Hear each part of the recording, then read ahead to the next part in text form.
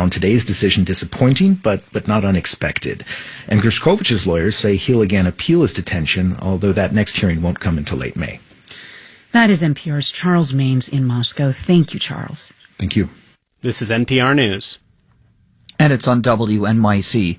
Stay with us. Marketplace is coming your way next at 6:30. We'll have more All Things Considered at 7. And heads up, everybody, please come on down. Join us in Greenpoint, Brooklyn on Friday. We're going to be taking All Things Considered on the road and be broadcasting the show from Transmitter Park, WNYC Transmitter Park. Our live Earth Day broadcast will explore how the changing environment is playing out in our area. Join us Friday. Starts at 4 on WNYC. Support for WNYC comes from Drexel University in Philadelphia. Drexel's cooperative education program can help students explore a career, build a resume, and earn a salary all before graduation. More information at drexel.edu/ambition. Can't wait. WNYC, independent journalism in the public interest. 93.9 FM and AM 820. NPR News and the New York Conversation.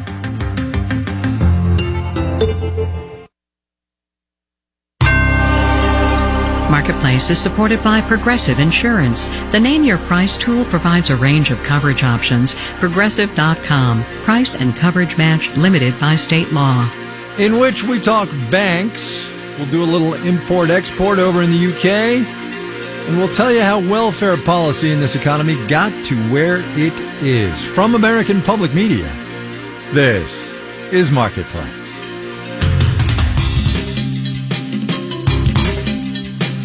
Marketplace is supported by Bitwarden, a password manager for businesses designed to securely store, share, and manage credentials for employees. Learn more at bitwarden.com.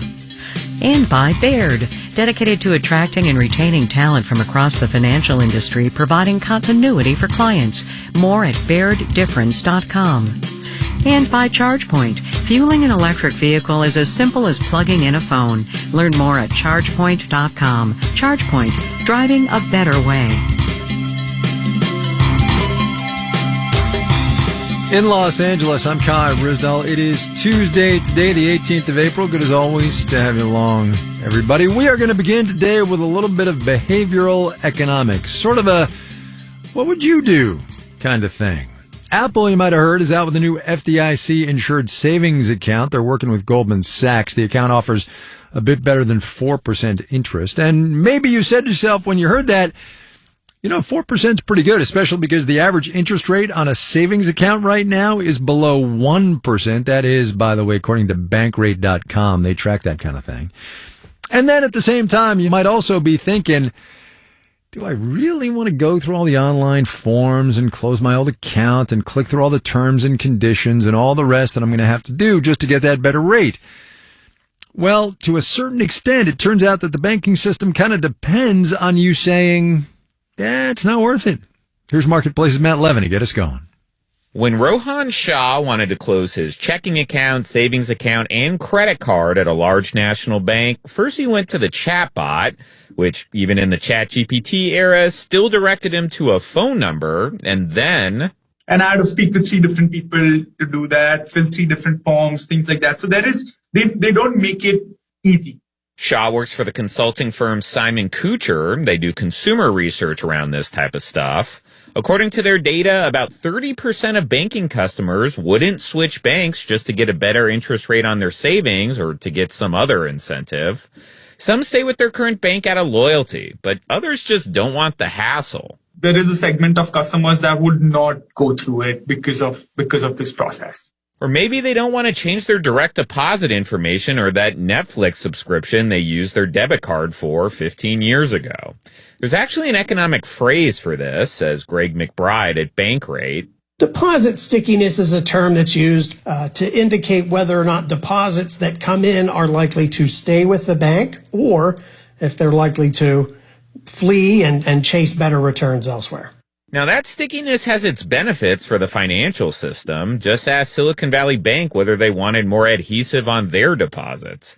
But McBride says a lot of the recent stickiness is just savers not used to the idea that a bank would actually pay them interest. And so for the better part of the last 15 years, returns on savings have been dreadfully low. And so, I do think that A lot of consumers kind of fell asleep at the switch.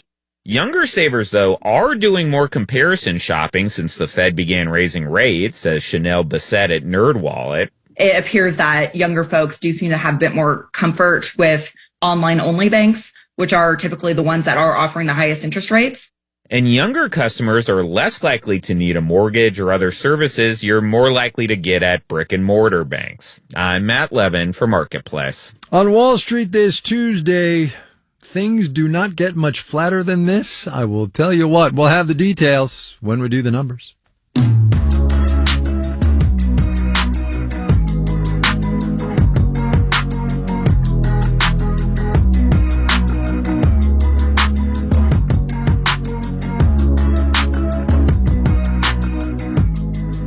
The economic picture over in the UK has been tempestuous of late, to say the least. We'll get their latest inflation figures tomorrow, but British prices have been even higher than ours over the past year. CPI in the double digits since last July.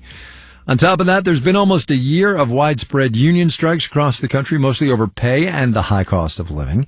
And both imports and exports were down in February, so it has been rough all the way around. With that as background, then, we've gotten Sam Wallace on the phone. She sells honey at her stall. It's called From Field and Flower in London's Borough Market. Sam, it is so good to talk to you again.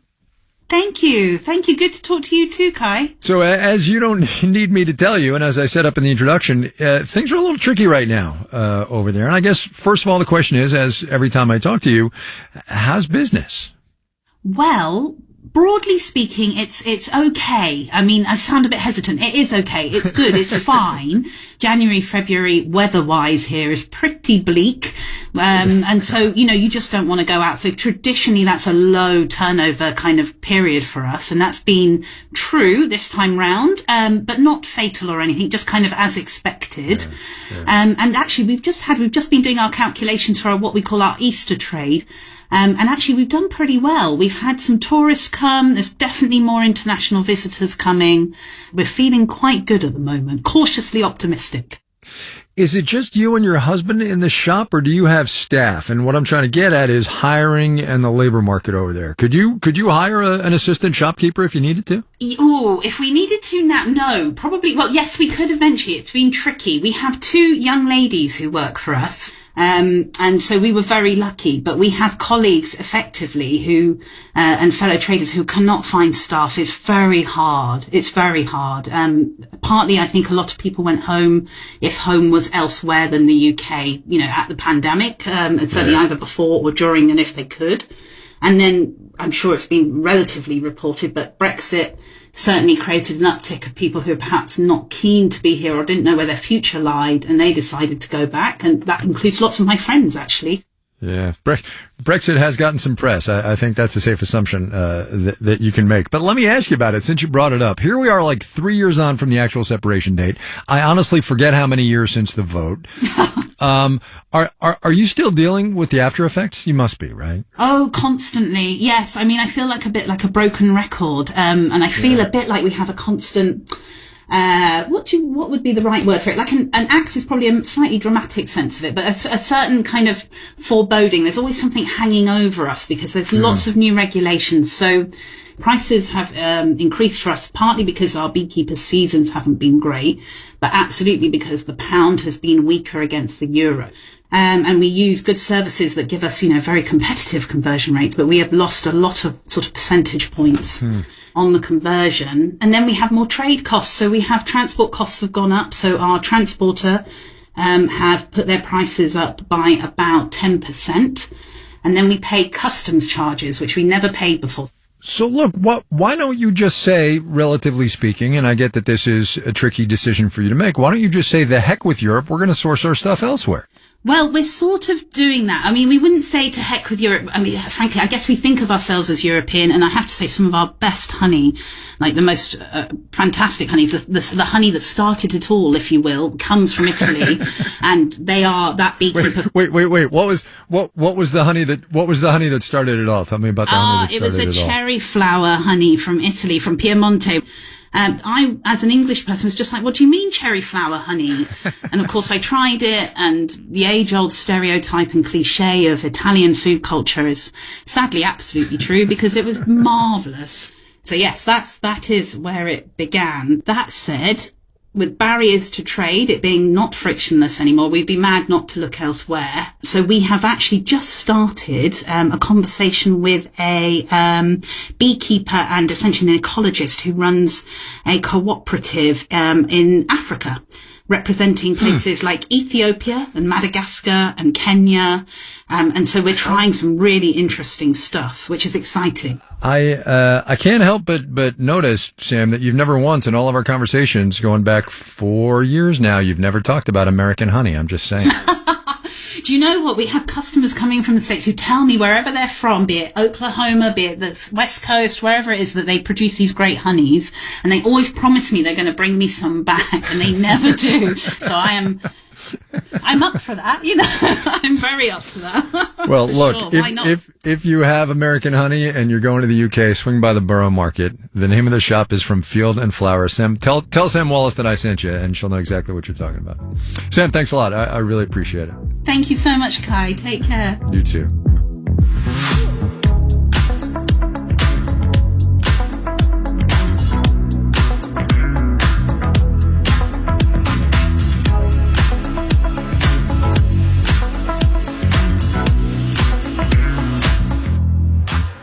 Netflix reported earnings after the bell today, made a little bit more than $1.3 billion January through March, added about 1.75 million new subscribers, so, good, but all is not well for the streamer. Subscribers have been a little grumpy lately. There is the company's plan to crack down on password sharing, and then Sunday's Love is Blind fiasco didn't help. Fans who logged on for the highly anticipated live cast reunion of the dating reality show were left hanging for more than an hour before Netflix announced it would be available the following day as a pre-recorded special.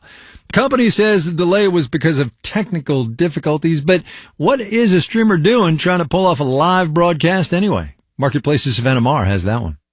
The Love is Blind live error screen might have been the most viewed thing on Netflix this week. By the time fans could finally watch, I want to say we are sorry we're late. We are no longer live, but the drama of the delay had way more traction than any gossip coming out of the reunion. Certainly has a brand impact, right? And a frustration impact. Adam Deutsch, a managing director at Deloitte, still doubts this is Netflix's last crack at this. In the fierce competition among streamers for our time and attention, Deutsch says live content is the next frontier. They are a forcing function to get audiences to gather in one specific moment. He says carrying live concerts or sporting events is a way to attract advertisers and stand out. Not exactly a new idea. Like, wink, wink, we're not television, but we're doing exactly what television does. Eleanor Patterson studies media trends at Auburn University. Netflix hasn't disclosed exactly what went wrong, but she says its slip-up wasn't a complete wash. Their tweets are hilarious. It's like, we're sorry to all the millions and millions of people. That's such great marketing. They're making it into this bigger event that it might have been. Patterson says this could create hype around the streamer's next live event, which, now that they've had a practice run, hopefully won't come with a 19-hour delay. I'm Savannah Marr for Marketplace.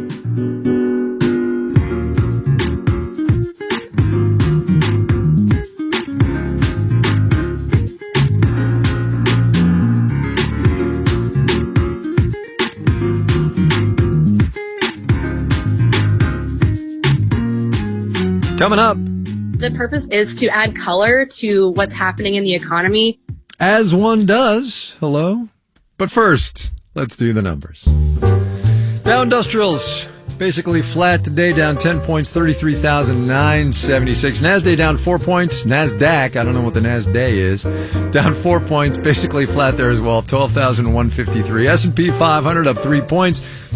All right, we'll break the trend. We'll call that just under 0.1%, 41 and 54. Been hearing about banking a little bit today on the program, so here you go. Goldman Sachs down 1.7% today. Bank of America reported a rise in both earnings and revenue, and its Call today. Shares up 0.6%. Citigroup shares up about 0.8%. JP Morgan Chase rose about 1.1%. Bond prices were up as well.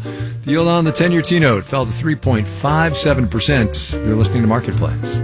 Marketplace is supported by Domo, the data experience platform innovator that unites IT's need for governance and business users' need for access. With Domo, companies get agile data experiences that spark the curiosity that underpins business impact. More at domo.com. And by Amazon Business. From small business to big enterprise and everything in between, Amazon Business helps simplify the supplies buying process. Amazon Business, your partner for smart business buying. And by SoFi. With a SoFi high-yield savings account, members can earn more money on their money. Plus, deposits are FDIC insured. Learn more at SoFi.com, SoFi.com. Get your money right. SoFi Bank, N.A., member FDIC.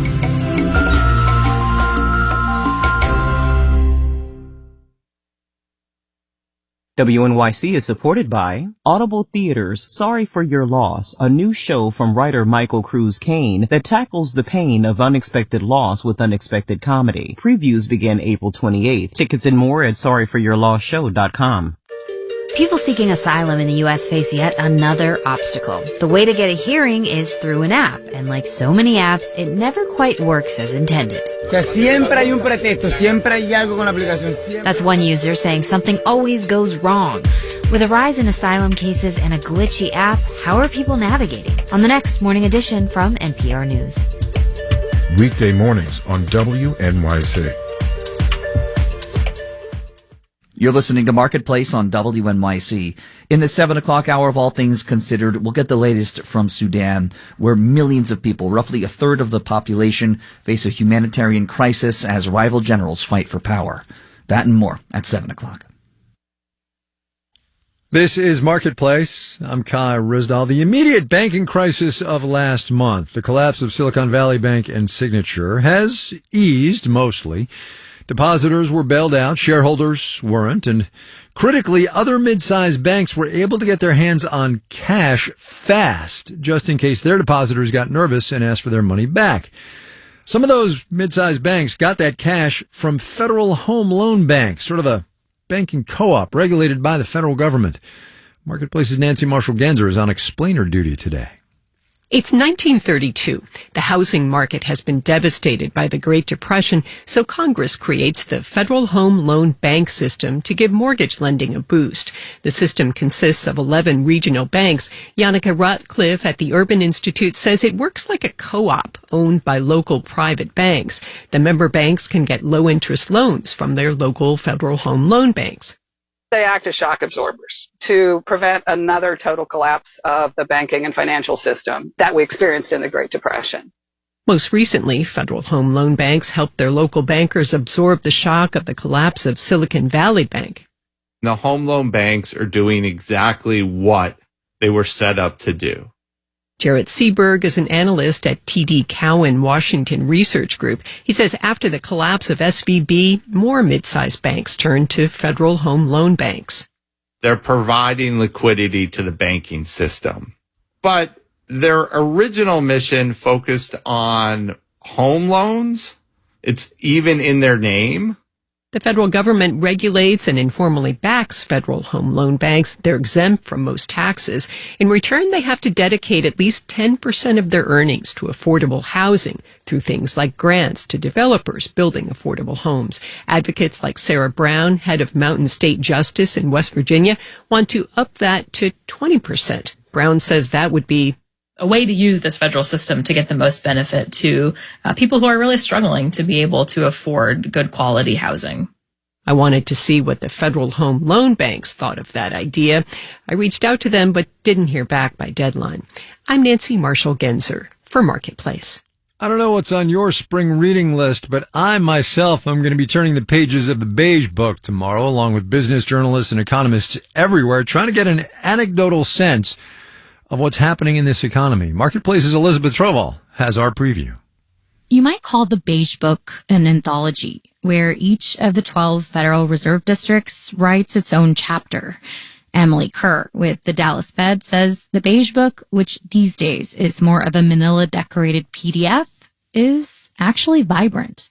The purpose of writing and putting it together and especially publishing it is to add color to what's happening in the economy. The data comes from actual phone conversations and surveys with bankers and industry leaders and others, asking questions like, How's your hiring, different now from 6 weeks ago? How about your outlook? If you're manufacturing, what about your production? If you're a retailer, what about your sales? So what makes the Beige Book stand out in a deluge of hard economic numbers? A lot of the data that we get on the economy just lags. Bill English is a Yale finance professor and former Fed official. He says the Beige Book offers a more immediate picture, which is handy for setting interest rates. It's the timeliness that makes this potentially valuable. This round, he thinks the Fed will be especially interested in what the Beige Book shows in terms of bank lending.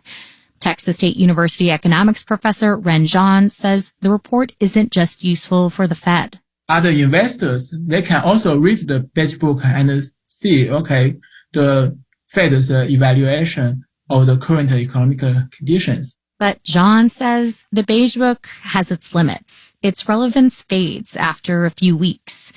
So unlike great works of literature, the Beige Book has a relatively short shelf life. I'm Elizabeth Troval for Marketplace.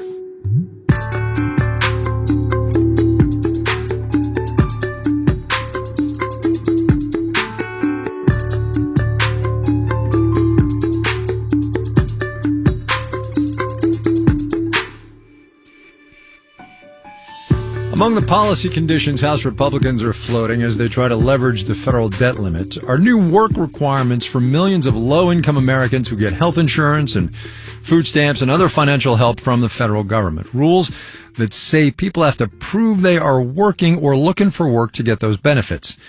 The new season of our podcast, The Uncertain Hour, is about how work requirements actually play out for people and how enforcing those rules has become big business for private companies when it comes to cash welfare.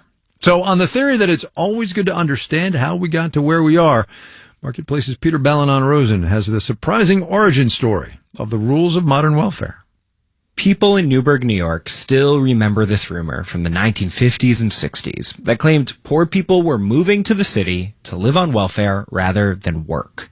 I heard rumors, they say put the flyers in bathrooms in the South. A sign down there saying, come up here. Posters that told people to move to Newburgh for free welfare. Back then, stores and factories in Newburgh had been closing. Newburgh's business district was starting to falter.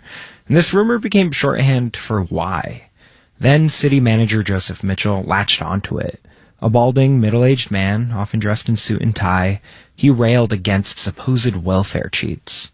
Challenge the right of freeloaders to make more on relief than when working. And we challenge the right of people to quit jobs at will and go on relief like spoiled children. In 1961, city manager Joseph Mitchell essentially declared war on welfare in Newburgh. His first line of attack? This roundup of welfare recipients at Police HQ. Many have described it as a pitiful scene because the people who are on welfare, obviously, many of them had, reasons why. They had disabilities, or they were elderly, or mothers with trying to wrangle children. Johanna Porjan, the historian for Orange County, where Newburgh's located, says in May 1961, rather than mailing welfare checks, city manager Joseph Mitchell ordered people get them at the police station. A surprise interrogation was waiting.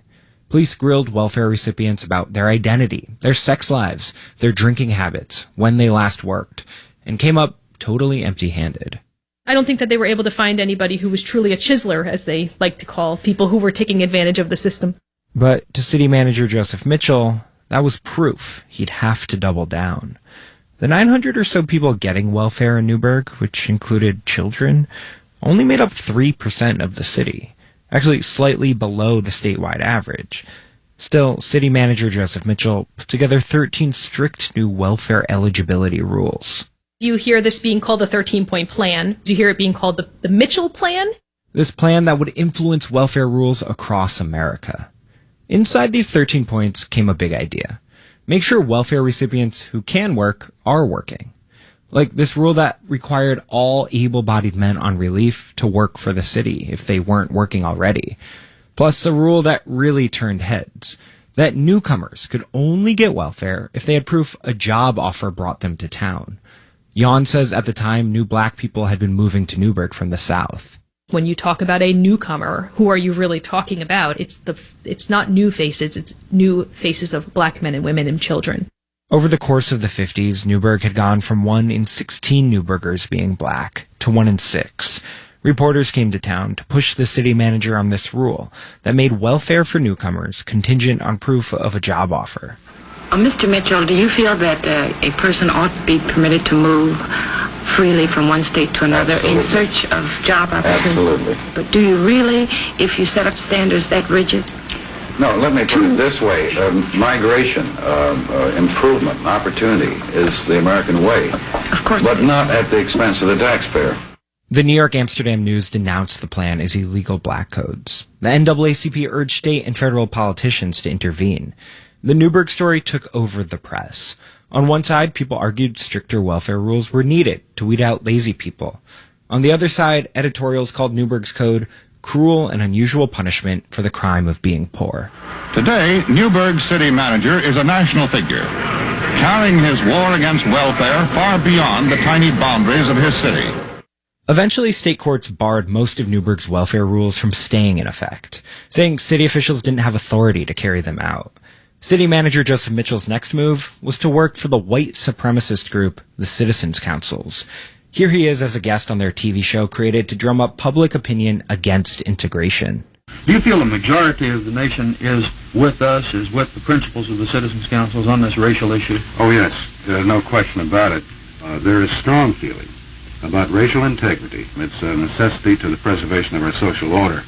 Even after Joseph Mitchell left office, certain welfare ideas he championed lived on and grew. Then President John F. Kennedy reformed welfare policy to allow local governments to have work requirements in programs using federal welfare dollars. A move one congressional rep said was a recognition of the problem that became known nationwide as the Newburgh case, a policy that laid the groundwork for many work requirements in federal programs today. I'm Peter Balanon-Rosen for Marketplace.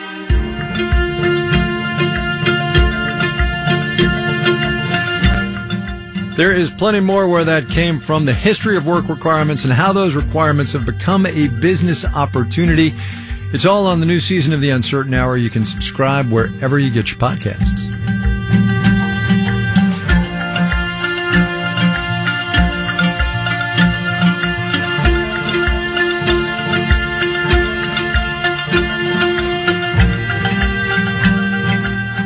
This final note on the way out today, in which the truth might matter, to quote an attorney for Dominion Voting Systems this afternoon. Actually, what he said was the truth does matter. Either way, Wall Street isn't interested. Fox Corp's Class B shares, those are the shares that can vote for the company's board of directors and which the Murdoch family owns 40% of. Fox B was basically flat during the session today after hours, after a drop when the settlement was announced. Basically still unchanged. A shares up on the session, down just a hair after hours.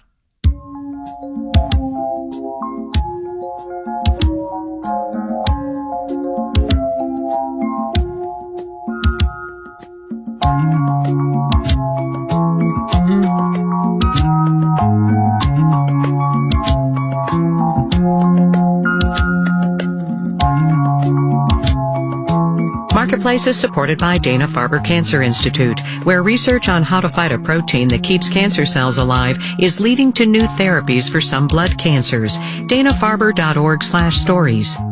And by Brave. With a private web browser, independent search engine, built-in ad blocking, and more, Brave is designed to make the web better. Learn more at brave.com. And by Amazon Business, helping provide a smarter, easier way to get the supplies businesses need to thrive. Amazon Business, your partner for smart business buying. All right, here is your moment of economic context. Some new data from the Labor Department about wages and inflation. We're talking weekly earnings here, which in the first quarter of this year were 6.1% higher than they were in Q1 2022. And here is why I mention that. Inflation over the same period, 5.8%. 6.1, 5.8. Our digital and on-demand team includes Carrie Barber, Dylan Mietinen, Janet Wynn, Olga Oxman, Ellen Rolfes, Virginia K. Smith, and Tony Wagner. Francesca Levy is the Executive Director of Digital and On Demand. I'm Kai Ryssdal. We will see you tomorrow, everybody.